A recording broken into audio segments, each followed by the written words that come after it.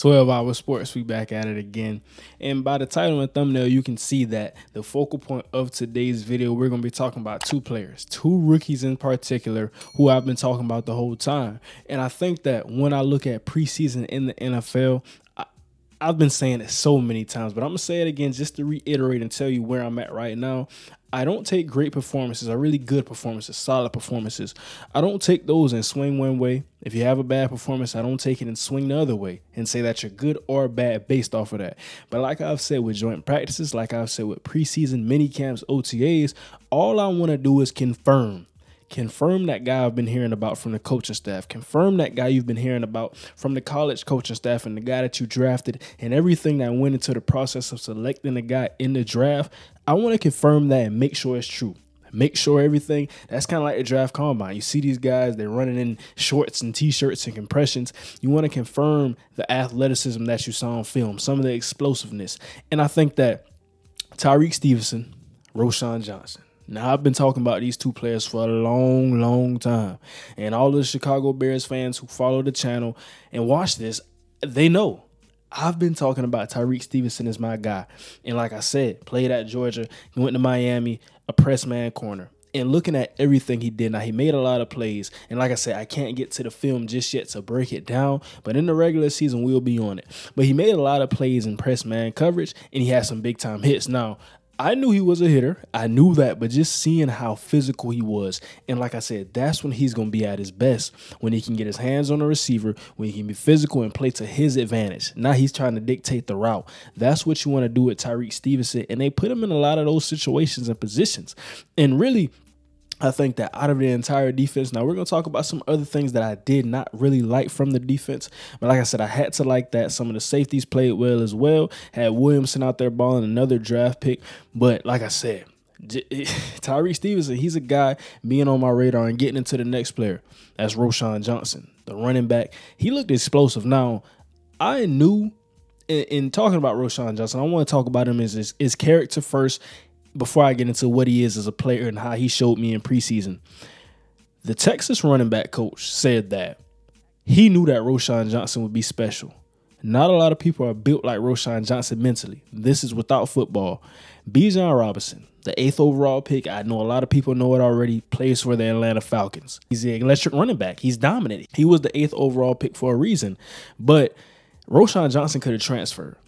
He didn't transfer. He stayed and fought the course. He backed up Bijan Robinson, one of the most, I would say last year, the most electric running back in college football. Now, Nick Singleton in Penn State, he's knocking on the door. He's not in the draft just yet, but another guy we could watch in college football. And he stayed there and he did all of the little things. Pass protection, special teams, whatever it is, short yardage. You want me to be the back in this situation, coach? I'm going to go get it.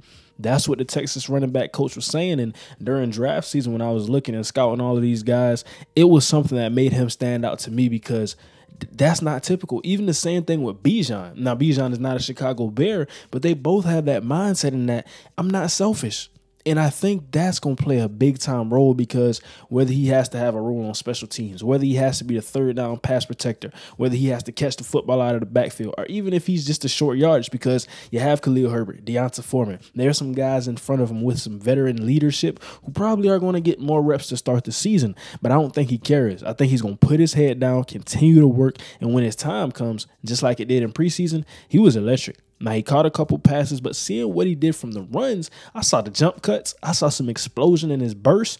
Now, he's a bigger back. I'll say that he's not a 4-3, 4-4 type guy, but what I saw, he was explosive, and that can get you a couple chunk runs, 10 to 15 yards consistently if he can break those tackles. Now, he was physical, runs behind his pass, talking about that type of running back, and he just does everything. So that's really one of the coach's players, and not getting out of that, like I said, those two players, title and thumbnail, I really like those two players and what they showed me in the preseason, and I thought that I would really focus a video on those two guys. But some of the bigger things that we saw, first off, I did not like what I saw out of the linebackers. I don't know if a lot of people have said that just yet, but I know from what I saw and what I want to talk about, I didn't like what I saw out of those guys. That's Noah Sewell, that's some of the other guys, Buddy Johnsons of the world, and I saw that they signed Michael Walker, previous Atlanta Falcon guy. So that's kind of saying that I saw some of the same things that the team saw. And that's what I would say out of that game versus Tennessee.